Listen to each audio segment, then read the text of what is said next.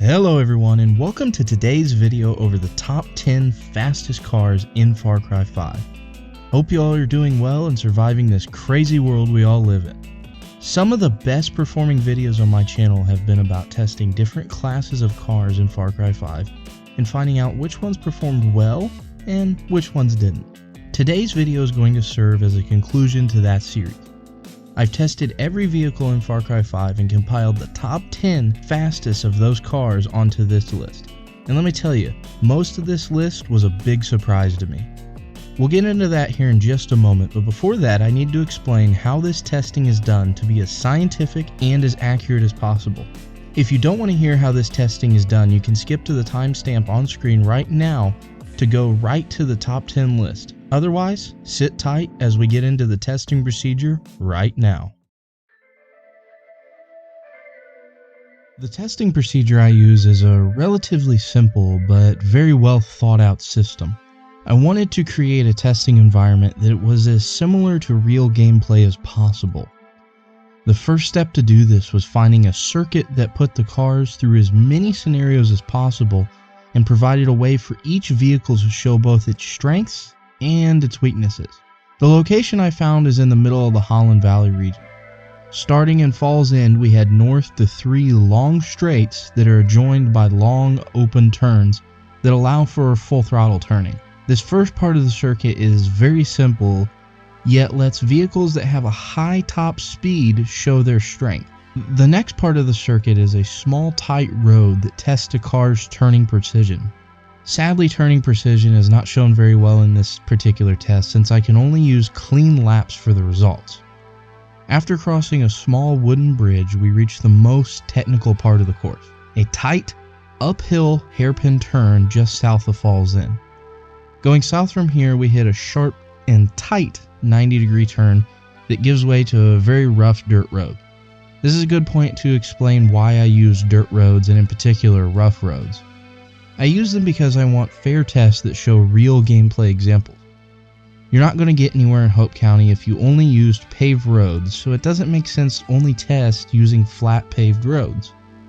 Back to the course though, our rough road now gives way to the last leg of the trip, a long sweeping turn that leads back to Falls End and the finish line. The last thing I need to explain here is how the timing is done. Timing is done rather simply, but again rather effectively as well. Before I'll even take a timed run at all, I make sure that I'm very comfortable driving the car and that I feel like I can extract the most performance out of it possible. After I've done that and I'm really comfortable with the car, I will start taking timed laps. The 3 best of those timed laps will then get averaged. Those laps also have to be clean laps, meaning no crashing or running off the course. Those 3 laps that are averaged become the number you see on the top 10 list and the number that determines a car's position in the top 10 list. Averaging allows for slight variations run to run and allows us to get a more accurate picture of how well a car actually performs. This is pretty much it for how testing is done. Like I said, it's rather simple, and without further ado, I think we're going to go ahead and get into the top 10 list.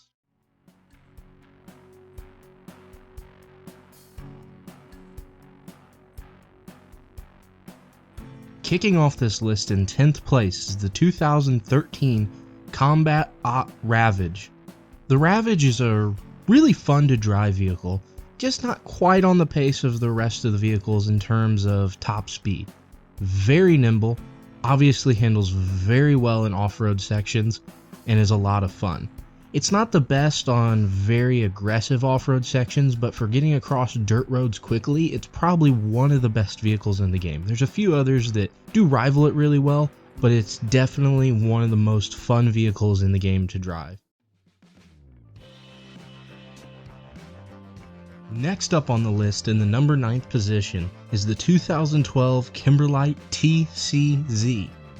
This being a rather large truck, it's very stable, but also being large, its cornering abilities aren't that great. It will almost always understeer. It has a lot of trouble getting around corners, but its overall good stability and decent speed gets it up into the 9th place position on the list with a time of 2 minutes 54.88 seconds.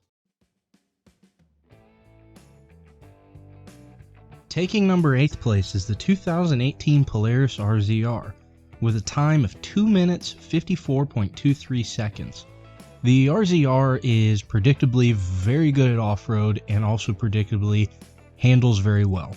It is a little slower than some other vehicles though in terms of top speed, which really is its biggest detriment. It's just slow, handles very well, goes over rough terrain very well, just slow overall, and that's what kind of kicks it up into a higher spot here in the list instead of performing down lower where you might expect it to, considering its really good handling characteristics. 7th place goes out to the 2012 Kimberlite TC6 M Duty. It's very similar in terms of handling to the TCZ, meaning it's very stable and turns decently well. Where it gains its little bit of advantage is that it doesn't have as wide of a turning radius as the TCZ does, which tends to just allow it to understeer a bit less. Overall, a really decent vehicle that performs well and is also very easy to handle due to its very stable handling line.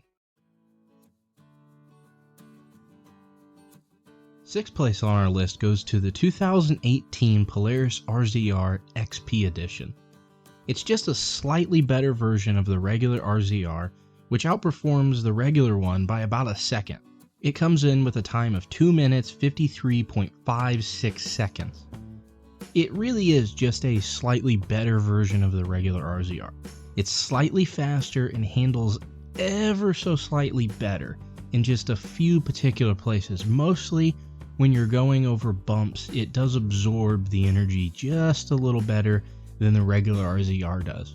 And that's able to earn it about a second advantage over the regular RZR. Overall, just another good choice if you're looking for a general purpose vehicle to get you around Hope County. Now at the halfway point of our top 10 countdown list comes 5th place with the 2010 Hi-Arc V200. The V200 has a time of 2 minutes 53.35 seconds and is honestly very surprising but a very good performer. The V200 handles very well, has very good traction and very good acceleration. Top that off with a decent top speed and the V200 is a very good performer. Number 4 on the list only got there by the tiniest of margins and is the second vehicle on our list that is very surprising. It's the 1989 Hi-Arc Wanderer with a time of 2 minutes 53.22 seconds. It was able to just barely outdo the V200, but in reality it handles very similarly to the V200, amazingly similarly. It's just a few tenths here or there is what put it in position. Honestly, those two vehicles could exchange places and you wouldn't notice a difference. While we're here, why don't I talk about why vans have made it to this list over a lot of cars that people would have expected to make it to this list. Like, well, cars. You may have noticed this list has not included any muscle cars, sports cars, or any regular cars whatsoever. And that simply comes down to the fact that in Far Cry, they handle pretty horribly. We wouldn't expect this, but it is how it is. Most cars, especially muscle cars, have very poor traction, especially turning traction, the slightest amount of steering input, and they want to spin the rear end around. They struggle a lot through the tighter parts of the course, and most of the cars also have very stiff suspension that makes them very uncontrollable over rough terrain, like the whole back half of our course. No car was even able to make it to this top 10 list. In fact, the fastest normal car in the game is the 1970 Kimberlite ZZT Devil. It has a time of 2 minutes 58.63 seconds. As you can see, significantly above even the 10th place position on this list.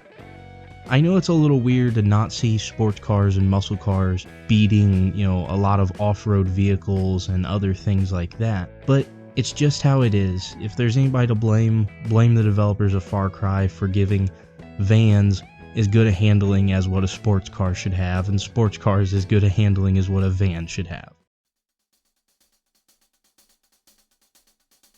Securing its spot by only 0.04 of a second is our third place vehicle, the 2012 Zugspitz Scavenger. with a time of 2 minutes 53.18 seconds. The Scavenger is a very well handling vehicle, very good all-purpose vehicle, handles all terrain very well. It's just a good vehicle all around. There's really nothing great to say about it, but there's nothing really bad to say about it either. It's a good vehicle, and I don't think you would go wrong to pick the Scavenger to get you where you need to go. Taking the penultimate position on our list, in second place, is the 2014 Adjudicator Mastodon XZT. The Mastodon is a very well handling vehicle that's good across all types of terrains. It can get you pretty much anywhere you want to go. And the biggest plus side to it is that it is heavily weaponized. This makes it a great choice. While it's not quite as fast as our number one vehicle, it's still very fast, can get you anywhere you need to go, and is weaponized. There's probably no better vehicle in the game for dealing with Peggies than the Mastodon. And finally, the number one spot on our list goes to the 2011 Kimberlite 4-wheel drive. With a time that is almost a second faster than even the second place position at 2 minutes 51.33 seconds, the 4-wheel drive is by far the fastest vehicle in the game. There's nothing that can compete with it at all when it comes to speed. If you want to race somebody, choose the 4-wheel drive. It is incredibly fast, incredibly nimble, handles well over the roughest terrain. This just makes it far and away the best vehicle in the game in terms of speed. There's nothing faster, there's nothing better. So if you want to go fast in Far Cry 5, choose the vehicle in our number one position, the 2011 Kimberlite 4-wheel drive. That's it. There's our top 10 list. I want to thank everybody for watching today's video. I really appreciate it. It really means a lot. If you found this information helpful or you just enjoyed the video, I'd appreciate it if you leave a like. One last thing before I go though. For people who've been around my channel for a while now, you know it's been about a year since I uploaded a video. There's a lot of reasons for that, a lot of information about that, but I don't want to get into it here on video. So if you go over to my channel and look at my community post, I've put a post over there explaining everything, and I've also got some questions in there pertaining to the future of the channel and what type of content you guys would like to see. That's really it for me today though. If you guys enjoyed the video, once again, I would appreciate it if you leave a like.